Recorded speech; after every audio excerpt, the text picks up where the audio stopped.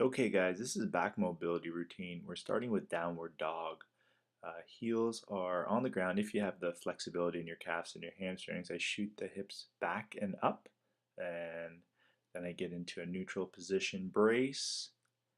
Take one leg forward. My left foot is next, just outside my left hand.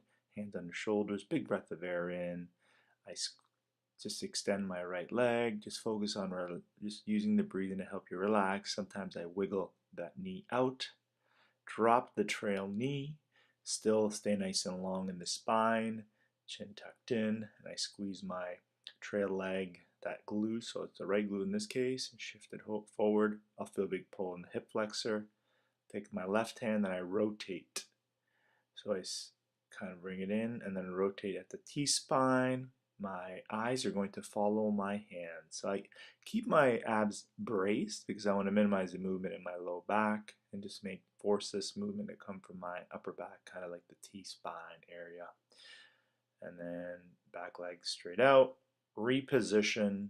Before I go to the other side, I'm going to do the downward dog again. You can see there's always a straight line between my hand, elbow, shoulder, and hip.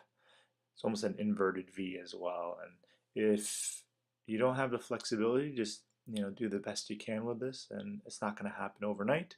Right foot just outside the right hand, trail leg extended, big breath of air in to help you get through those sticking points. Anytime you're holding your breath, you're just going to keep that tension. So if it gets tough, dial it back, but make sure you're still breathing.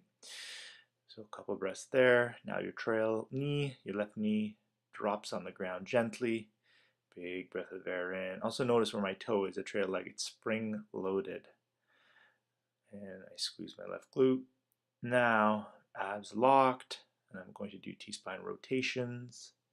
Nice and gentle. Don't force anything. If you feel like a cramp coming on, your body probably is not used to that position, so try it a few times, but don't force any ranges that cause any pain. You might get a mild discomfort. That's okay. Trail leg extended.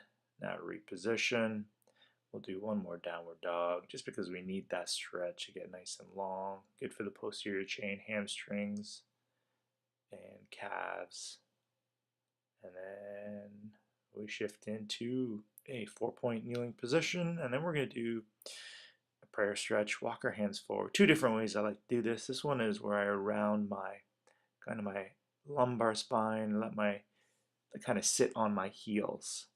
Big breath of air, expand the rib cage. I'll feel a nice stretch in my low back. Just kind of hang out there for a little bit, and then walk my hands to my left. Now I'm working that right, kind of that lat area, and even the obliques a little bit lower. Sometimes it gets a little bit stiff. Using that breathing to expand the rib cage, just that added effect for the stretch. Now go to the other side and compare to how far are you able to go from one side to the other. And you can just kind of use a reference point from the mat and where your hands are on either side of it. And now go back to the middle. This is where I walk my hands up. I really like to stretch for the upper back. You see how my hips are high in this position. My back is pretty much neutral, but I'm forcing my chest. Big breath of air as I exhale. I try to get my chest lower and lower and kind of poke my